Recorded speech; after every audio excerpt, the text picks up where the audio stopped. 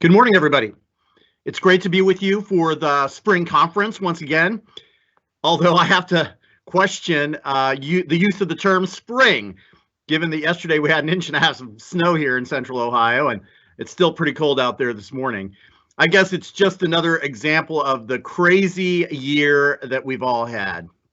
And that's why I want to start with offering you my sincerest, and deepest thanks for all the wonderful work that you've done this year. We realize that it has been a tremendous challenge, and yet is full of tremendous opportunity. But we've thrown a lot at you, just as the federal government has thrown a lot at us. Lots of different rounds of funding, lots of different rules, regulations, compliance issues, things that we've never faced before and that we have to think through and invent in some ways on the fly. And you all have been wonderful in your diligence, your commitment, your dedication to the work, as well as being an important source of quality control for us, asking us the questions that are on your mind. I always remind people that that is so very, very important. Don't just keep your questions to yourself, because if we don't know what's puzzling you, if we don't know what's challenging you, if we don't know what's vexing you, it's hard for us then to respond. We're not mind readers, I tell people. But many of you have always been good about that, helping us understand those parts of the work that are confusing, that are challenging, for which you need greater clarity, and we try our best to be responsive. I'm so appreciative that you've made the choice to be with us here today at the spring conference. I know you have choices about where you could be, and I'm really, really thankful and appreciative that you chose this opportunity, because there's a lot of great things going on, a lot of information that you'll receive, and at the same time, a lot of motivation. Here we stand at a historic time, with an infusion of resources unlike any other that any of us have ever seen before, and it really presents a fantastic opportunity. I also want to offer my appreciation publicly to Jeremy Marks and his team, to Brian Jones and his team, to Jim Quinn and his team, to all the federal program offices at the department for the great work that they do in supporting the grants, in supporting grantees, in supporting all of you, and in working together to ensure an amazing and excellent implementation of federal grant requirements. Again, just as for you, it's been challenging for us, and our team has really pulled together, really shown their dedication and commitment and passion for the work, and done an outstanding job. One of the things, I'm not the kind of person that gives updates, in a very unidirectional way. So I'll leave that to Jeremy and the others. We've got a great program lined up for you that I'm sure you're going to enjoy. I'm sure you're going to find value in. But I want to continue to push you, because I think that's one of the roles that I play. Many times when I'm interacting with grant administrators, program administrators, I know that one of the first and foremost things on your mind are all the compliance requirements.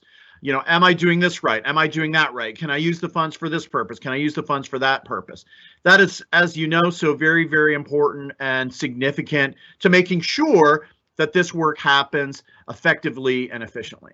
At the same time, I'm also a big advocate that the more and more people who know about what great education looks like, what great instructional practice looks like, what is our emerging knowledge about what is effective for students with disabilities, for English language learners, for homeless students, for students in foster care, for students that have other challenges or have historically been underserved.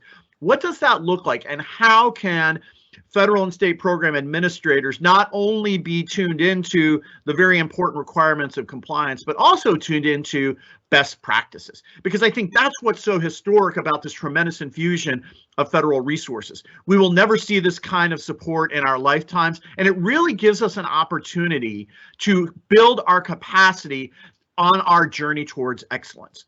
And so I encourage you, as you listen today, and as you go about your business, not only to commit yourself to the technical understanding and the proficiency of grant monitoring and making sure all the mechanisms are in place, but also to continuing your own learning journey about what education and great education practice looks like.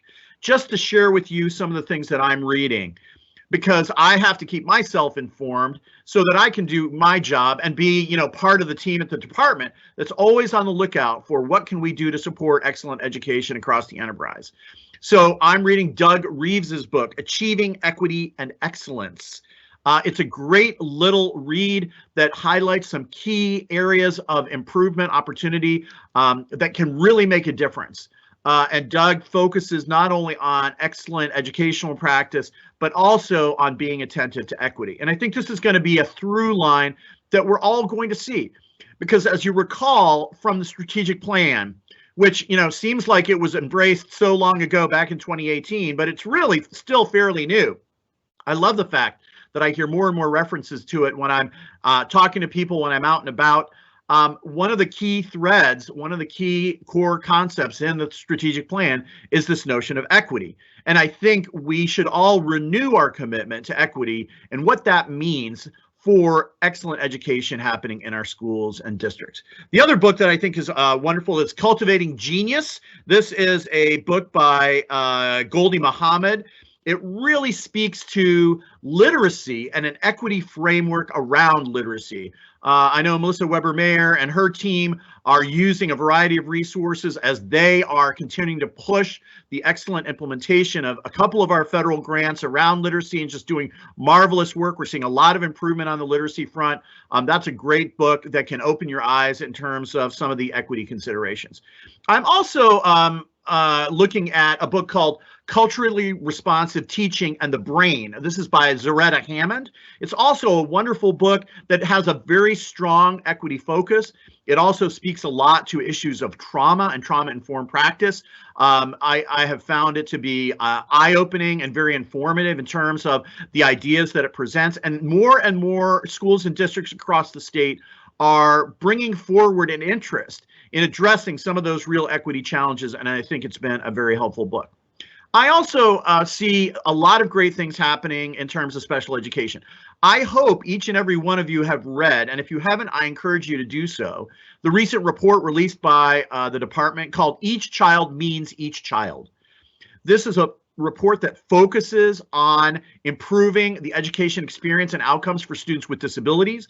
It was a more than a year-long process where we brought superintendents, principals, special education coordinators, experts from across the country, and others to really focus on what do we know about best practice in terms of educating students with disabilities, and how do we continue to push ourselves to embrace and adopt those best practices to close those achievement gaps. The biggest achievement gaps in our state are around students with disabilities. And while sometimes people intuitively think that, well, a disabled child may not be able to perform at the levels of his or her peers, that's absolutely false. We actually understand that from a cognitive perspective, these students are in fact capable of performing at high levels. It's how we approach the education experience for them that is so important. So I encourage you to read that document from the department because it will continue to inform a lot of our work.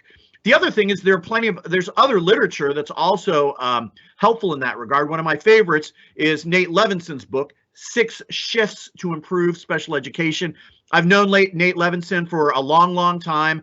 He's very pragmatic. That's what I love about him. He used to be a superintendent himself.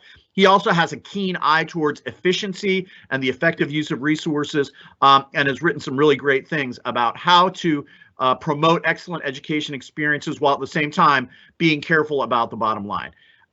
So I encourage you as you go through today to continue to ask yourself, not only what do I need to understand and know on the technical side, but what do I need to know and understand on the practice side so that I can be a partner with my superintendent, with my treasurer, with my local board, with all the other people involved in creating an excellent education experience for each child each and every day.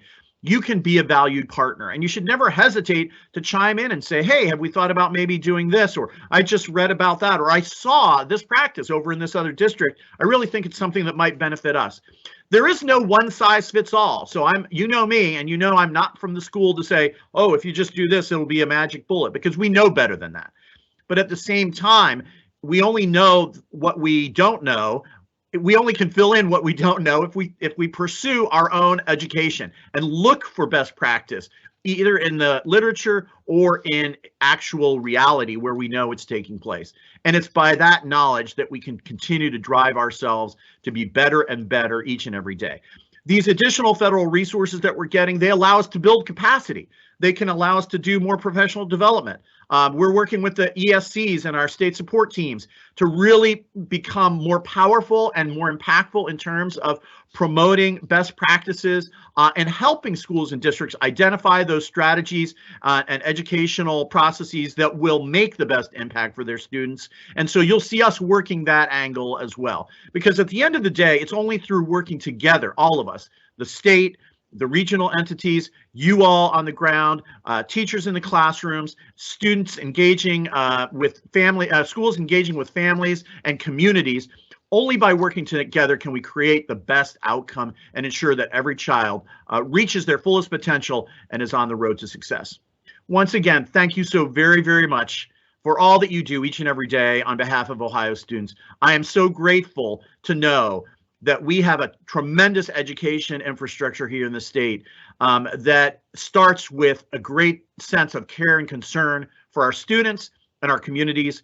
And together we can build a fantastic education infrastructure that we can all be proud of and supports the success of the people of the state, as well as our communities and our state's economy. Have a great conference and never hesitate to raise issues with us.